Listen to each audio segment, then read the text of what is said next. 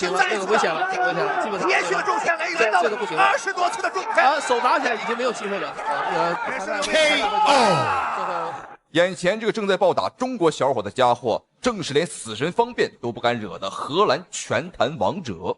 他来中国长达5年，打过数十场比赛，竟然未尝一败，如同猛虎般的重拳和近乎变态的抗击打能力，横扫了一切前来挑战他的对手。只要对手遇见了他，几乎都要被打到半死不活。更是一夜之间连续 KO 3名中国悍将，让整个中国拳坛笼罩在他的阴影之下。他就是荷兰不败拳王阿尔伯特·克劳斯。他不仅是称霸中国拳坛，在世界上也是赫赫有名。就连日本的拳王磨沙斗以及泰国拳王波球都惨败在他的重拳之下。然而来中国5年不败的他，野心越来越膨胀，甚至在媒体面前还大放厥词：你们中国人这帮饭桶就不要白费力气了，你们不可能是我的对手，也不可能打败我，就算我让你们一只手，你们也绝对不可能打得赢我。然而面对克劳斯的嚣张挑衅，中国小伙李壮壮霸气出山，他偏偏不信邪，要为中国拳坛争回这口气。好，各位现场观众朋友们，一起来看一下首先登场的选手，他就是号称中国人克星的荷兰拳王克劳斯。好，这个克劳斯来中国已经5年的时间啊，这个家伙呢打赢了数十场比赛，高达100%的 KO 率，让我们中国拳坛笼罩在他的阴影之下啊，非常的恐惧。很多中国选手前来挑战，结果都被他不是打残就是打伤。所以说赛前他更是放出豪言，表示说就算我让你们中国人一只手，你们也绝对不可能打得赢我。好，这个家伙很嚣张已经是37岁，还这么狂。那么接下来有请我们今天的擂台挑战者来自于中国的拳坛小将李壮壮。李壮壮年仅23岁，赛前听说对方的克劳斯很猖獗，李壮壮霸气出山他还表示说，我18岁的时候我就看到这个克劳斯横扫中国拳坛，我很难受。如今我有了和他对战的机会，我一定会牢牢把住这个机会，并且把他赶出中国。好，非常的有血性。那原本这场比赛李壮壮他并不是这个参赛选手但是呢我们中国选手有一名选手他退赛了不知道是害怕还是怎么着反正李壮壮他是顶替临时选择出场。好，这场比赛的话是一场23岁大战37岁的一场对局也是一场新老之争对方的克劳斯呢是拳坛王者，而我们的李壮壮总共打了不到4场比赛，3胜1平整个战绩来看的话，他的未来还是非常的光明的好，没有错，比赛已经开始，让我们不要少说，红方选手李壮壮，蓝方选手克劳斯。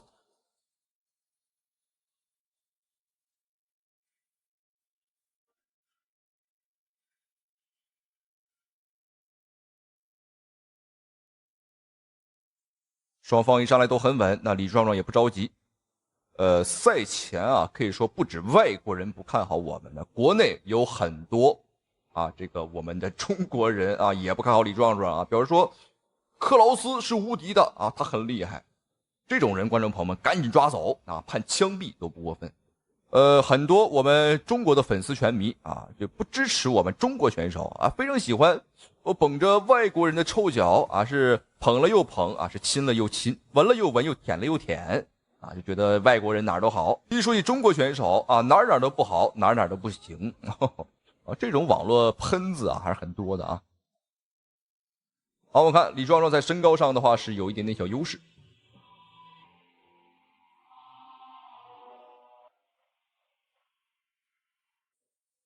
克劳斯压的还是很凶一定要小心因为这个克劳斯很擅长这种压迫式的打法，我们很多中国选手都是被他这种压迫式的进攻给击溃。前后有中国一众名将郑昭玉周志鹏，还有很多我们中国选手都被他击败过。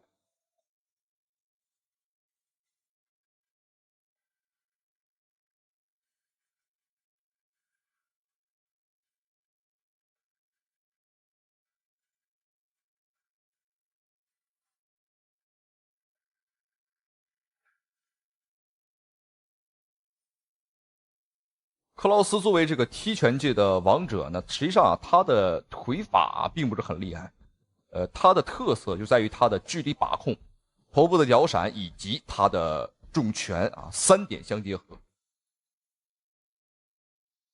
好，要小心。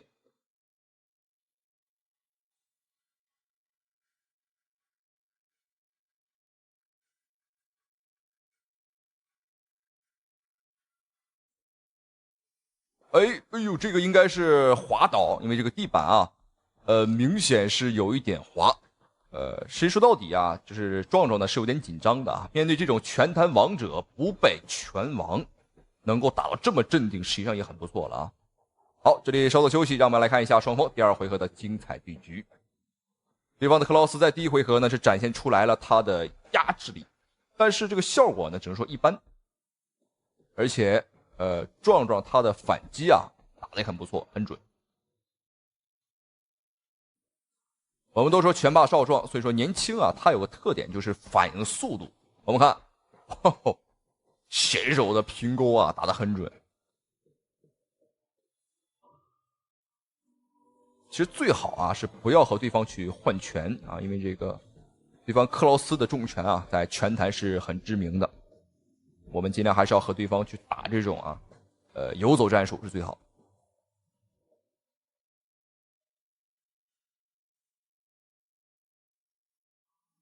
好，没有错，第2回合来看看壮壮的表现。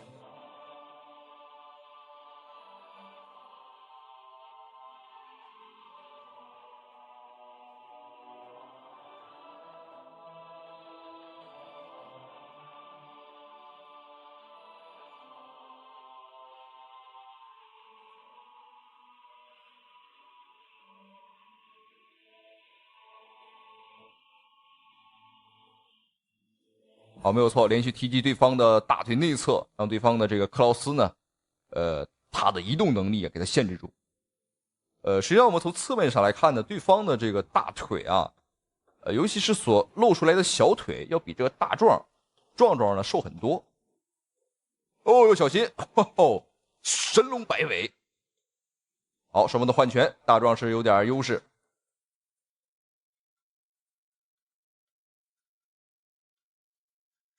好，连续扫踢。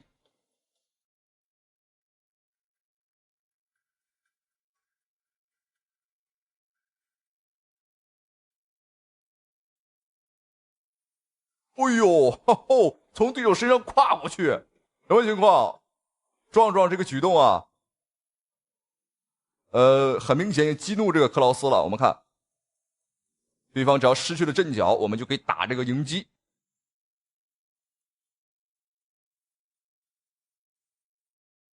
这是一个心理战术啊，并不是我们不尊重他，但当然对方也没什么值得可尊重的。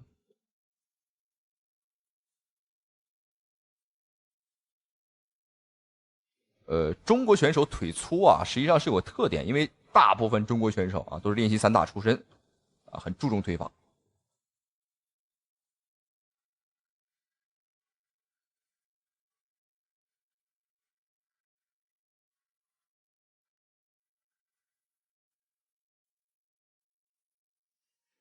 对方37岁了啊，所以说他的体能呢没有那么好，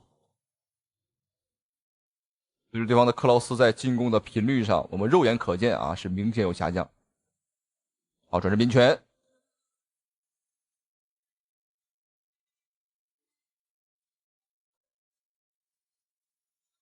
好，正蹬。没有错，比赛第2回合已经结束，非常的精彩。第2回合，我们的大壮呢，这个壮壮啊，是打出了一些自己个人的风采，而且很明显啊，不再那么紧张。小伙子很年轻，才23岁啊，所以说他的很多这个作战经验啊，并没有那么丰富。好，我们看，哇吼！我们看对方的克劳斯啊，的确很抗揍啊，这个壮壮的拳已经打得很准了。而且这场比赛呢，这个壮壮他在转身拼拳的运用上呢非常多啊，但这招的话是比较冷的。好，那么接下来看一下双方第3回合的精彩对局、精彩表现啊，也是最后一回合了。看一下我们的壮壮啊，能否打破这个僵局啊，打破我们中国选手不是这个克劳斯对手的这个魔咒。很多人说啊，克劳斯和这个死神方便啊谁更强啊，都是拿到过很长的连胜。如果非要全力的打一场，还真不太好说啊。但当然，我绝对是看好我们中方选手啊，我还是很支持方便的。好了，看一下双方最后一回合的精彩对局。双方的进攻上啊，明显是加快了。没有想到打到这个时候呢，这个体能还是很好，而且我们看壮壮的速度啊，哦呦，这拳要打到，塞得很准，壮壮的平勾。好，又想勾腿，又想羞辱对方一次。我看对方克劳斯的整体状态啊，包括他的这个拳速啊，现在已经很慢了。但对方依然是保持着一个压迫式的进攻。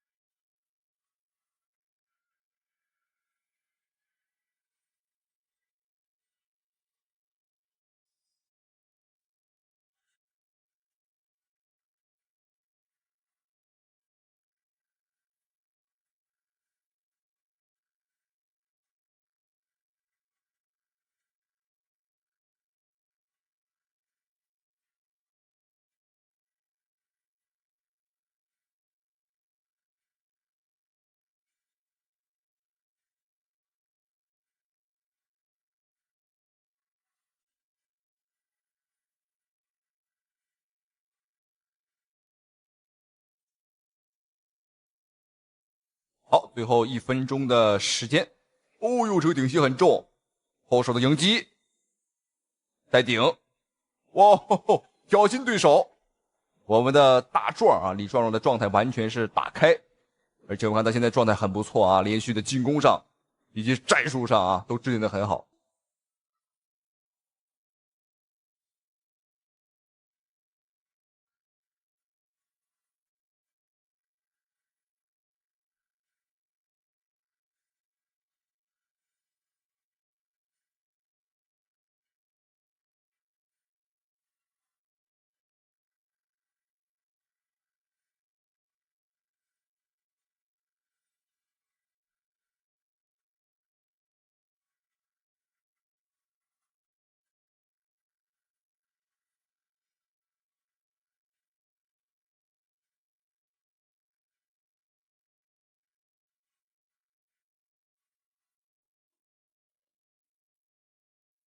好，没有错，观众朋友们，本场比赛终于打完。这场比赛可以说是我们壮壮的是唯一这么多年以来，我们中国选手啊没有被克劳斯啊给 KO 的。好，我们看这个家伙累得不行了啊，毕竟这37岁，这是个老家伙了。赛前对方的克劳斯表示说啊，我一只手都能吊打你们中国人，嚣张的态度简直是啊没人能比。但这场比赛我们的壮壮啊，终于是打破了这个魔咒，和对方的血刃到底。好，我们看。实际上今天啊，李壮壮的拳打得很重了，但是就差了一点点的这个终结能力。但主要还是对方，哦，你看这拳，哇，这口水啊都打出来了。好，这场比赛让我们看一下双方最后的判罚，这场比赛的胜利究竟是谁？我们的壮壮能否打破对手对华不败的魔咒？能否为我们中国人争回这口气？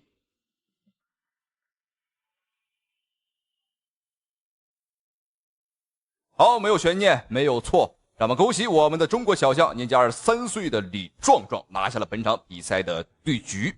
好，非常的精彩。哦呦，这场比赛可以说是打破了这么多年我们中国选手被克劳斯所统治的魔咒，确实很解气。让我们恭喜李壮壮，那同时也非常感谢屏幕前您的收看与支持，观众朋友们，咱们下期视频不见不散。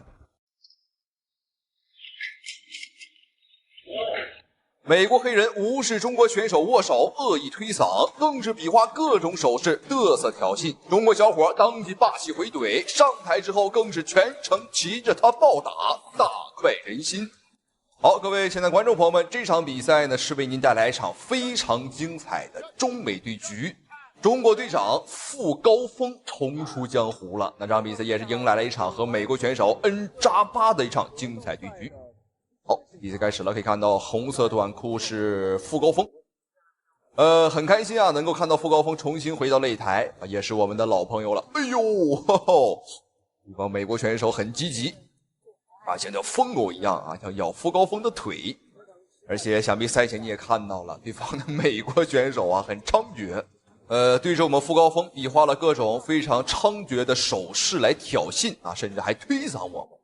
我们中国是礼仪之邦啊，可以看到赛前傅高峰也是主动很友好和对手去握手，我们呢并没有歧视他啊，也没有说这个侮辱他啊，但是对手呢不知好歹。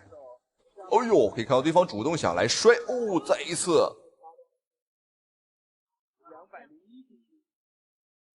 对方的恩扎巴啊，他是一个巴西柔术黑带。那这个家伙赛前更是放下狠话啊，表示今天要让傅高峰后悔与他为敌。这美国人的自信啊，咱也不知道哪儿来的。挺膝，这是傅高峰首次转战到综合格斗，也就是 MMA 的首场比赛。傅高峰曾经被称为中国队长。哎呦，这里打到下位了。傅高峰曾经是打散打和自由搏击，他的站立水平啊，在国内还是一流的，但是地面水平我们不清楚啊，因为是他第一次打这种有地面的综合格斗比赛。所以说可以看到傅高峰的双腿呢很不自然，很生硬。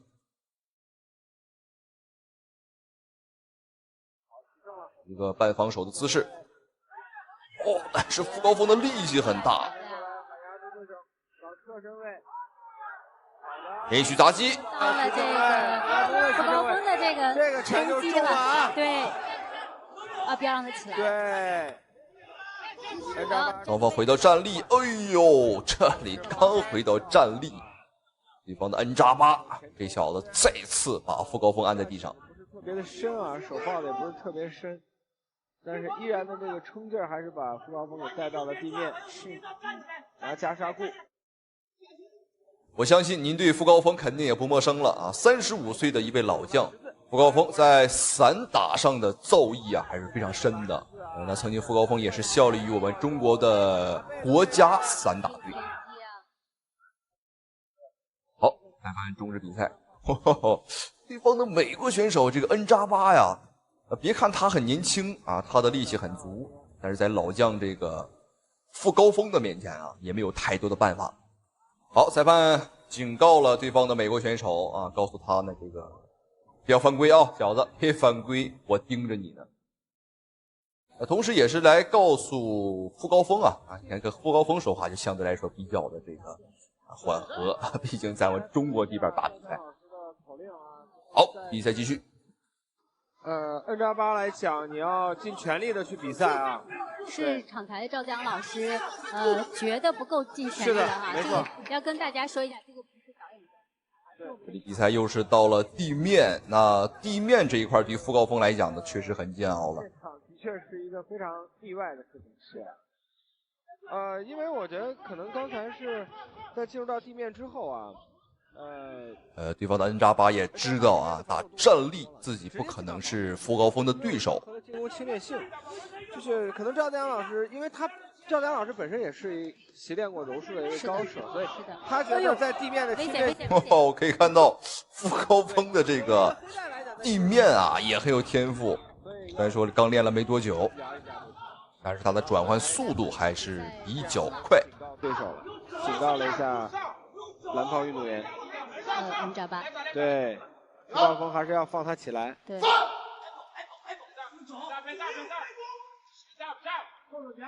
傅高峰这边的边角是崔留才，顶得很猛啊，很明显他还是想和傅高峰来打地面。跑出来，对。这一步下来，傅高峰很滑了，连续的砸击。在这个位置，傅高峰选择侧面压制，切腿到齐乘位了。继续的锤击，对这个位置锤击还是下穿。什么？傅高峰要裸脚对手吗？这角度看的并不是很清楚。对，对，不用着急啊，其实傅高峰可以去打一打对手，还可以继续回到站里面。是的，顶膝。哎呦，傅高峰什么情况？应该是被对手推开的啊，并不是脚下滑。然后断头，还想站起来，哎呦！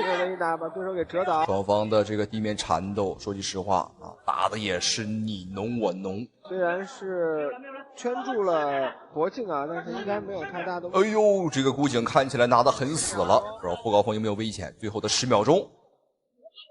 这个位置看看傅高峰能不能抓紧时间去抠头啊！果然比赛以这样的把位结束。好，还好，那时间这一块呢，可以说刚刚啊帮助了傅高峰一次。有的时候呢，一个人的成功啊和运气也是离不开的。好，今天傅高峰啊，作为他转战到 MMA 综合格斗比赛的首场对局呢，我认为他的表现还是很不错的啊。毕竟呢，这个转型。再加上他35岁了，能打出这样的表现已经很不错了。再加上今天面对的还是一个世界顶级的柔术高手。好，第二回合，要用他的这个重拳啊，对，要去攻击对方，打重击是。所以这样的重击其实对于安扎巴来讲还是会有一丝的忌惮在。是的。前簇。可以看到傅高峰这一回合打的是很谨慎啊，没有贸然出手，感觉应该是在找机会。哎呦，刚刚说到这傅高峰就是一个冷拳，但是要小心，对方可能是个诱饵，因为对方是个地面的专家。但是傅高峰顾不上这么多了。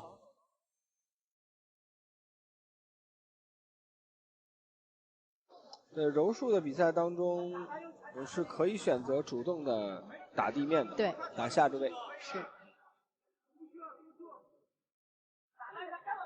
虽然说对方的恩扎巴呢，他是一个地面高手，但是我们可以看到他的胳膊腿很长啊，在地面的打击上来讲呢，没什么优势。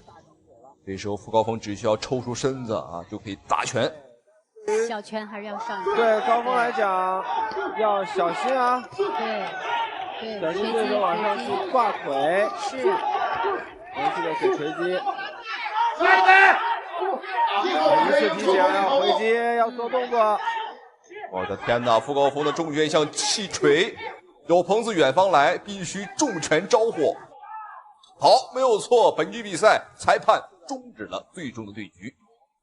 观众朋友们呢，这作为傅高峰首次转战到 MMA 的首场比赛，我们的中国队长呢再次展现了昔日的辉煌。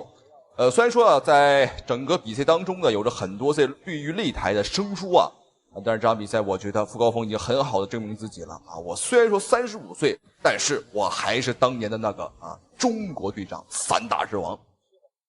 这场比赛的话，确实。很精彩，对方的柔术高手呢，在傅高峰的面前可以说无计可施啊，没有任何办法。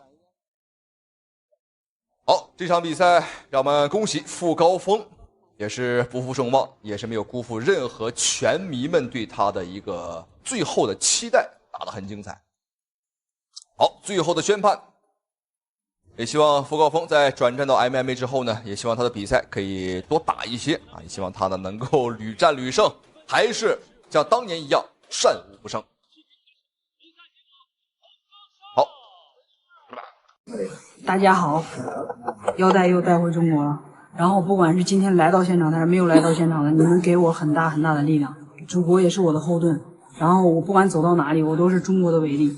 有了，已经明显的不行了，只有招架之功了。澳大利亚总理女保镖来中国体馆点名挑战张伟丽，结果惨被爆头30多拳，当场打到狗血淋头，险些身亡擂台。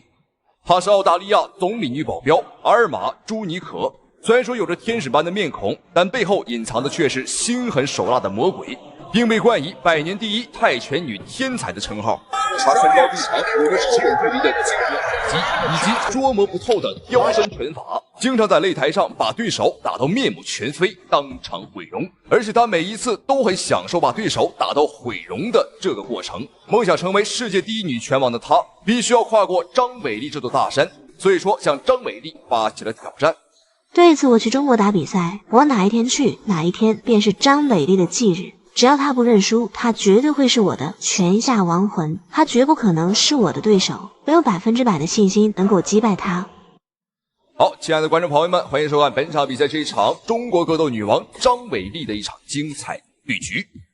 现在的伟丽不仅仅是我们中国的伟丽啊，她是世界的伟丽。当然了，这不是字面上的意思，而是说呢，张伟丽现在的知名度啊，已经达到了全世界。可以说在张伟丽之前，我们中国的女子拳坛从未有过这样的辉煌。好，我们注意看红方选手白色拳套便是张伟丽。看到张伟丽的脸，我们心里就很踏实啊。这个比赛呢，基本上10拿9稳。但是今天啊，还真不好说，观众朋友们，因为对手啊也来者不善，他就是蓝方选手，年仅20岁的澳大利亚总理女保镖阿尔玛·朱尼可。我们注意看对手呢，身高哇比张伟丽高很多，那臂展更不用多说了。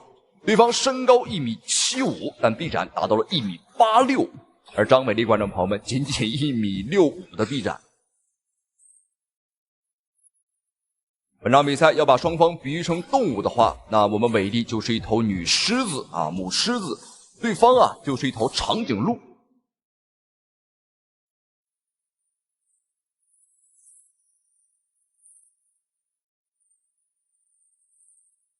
对方是有提前想去抓腿的这个动作。很明显，阿尔玛·朱尼可对张伟丽的战术和风格有过一定的研究。好漂亮，张伟丽边退边打。但是我们看阿尔玛·朱尼可，他是有着一定膝法的，他从小练习的便是泰拳。所以说在双方进入到内围之后呢，对方有箍头顶膝的这么一个招式，裁判警告对手了，你不可以箍头顶膝，也不可以连膝，这是我们中国赛事方的一个规则。转身肘击也是不可以的。这是地板应该是有些滑。哇，张伟丽的拳法真棒啊！我们看张伟丽的拳法就如同机关枪一样。虽然说阿尔玛·朱尼可他是有着臂展上的优势，但是张伟丽呢很轻松啊，就可以你看接腿后直接打进去。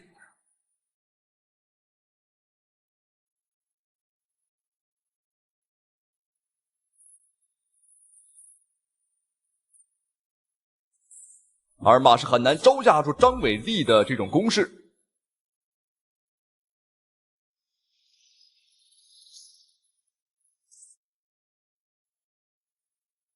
好，第一回合比赛结束。当然我也发现了对方的优点，观众朋友们，那就是挺抗揍啊，挺抗打。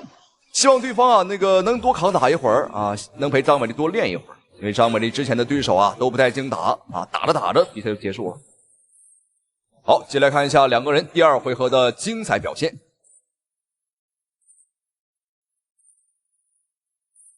张伟丽刚刚是有一个扭胯的动作，对方这么长的腿也能躲过去。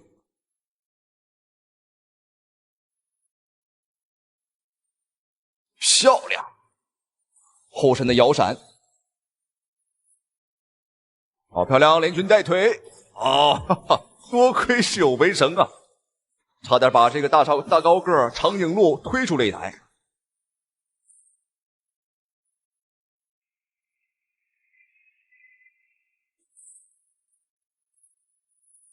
注意看阿尔玛·朱尼可，这位澳大利亚总理女保镖已经被打出比选了。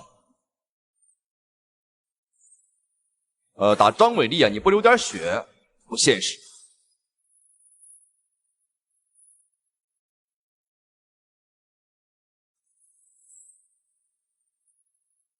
别看对手长得挺漂亮啊，长得一双大眼睛、双眼皮儿，人畜无害。但实际上打起比赛来，对方是心狠手辣啊，经常把对手呢打的是面目全非呀。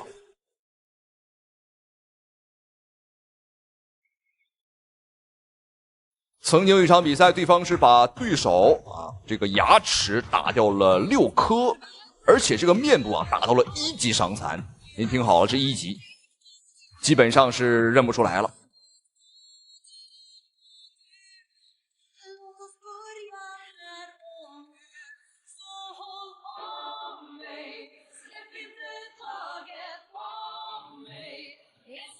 好，张美丽稍微放缓一下节奏，缓一下，哦，漂亮，后手，这一拳差点把对方闷个大跟头啊！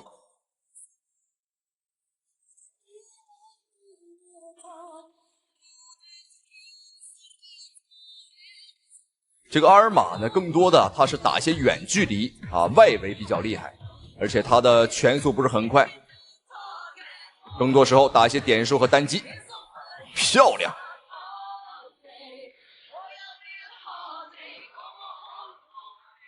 到连续的多次命中，张伟丽左右开弓。哇，这一下朱妮可，你还能挺住吗？你还吹不吹牛了？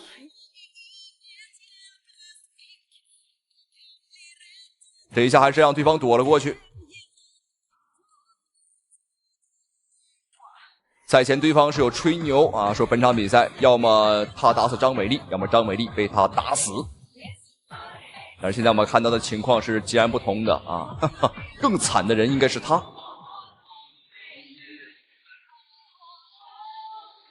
对手这场比赛做了很多转身动作，但效果一般。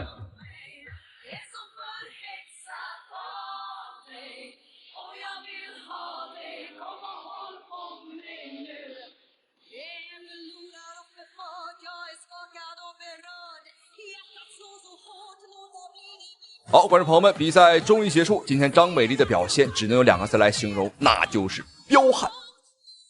我可以说，我敢打保票啊，在我们中国呢，除了张美丽以外，估计啊也只有熊静楠，能和张美丽差不多有这么猛的拳法了。恐怕我们中国女子拳坛只有这2名选手有这种风格了，比男选手还猛。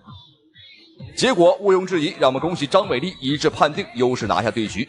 这场比赛也是给这个不可一世的澳大利亚双问王上了一课，再次恭喜。好了，咱们下期视频再见。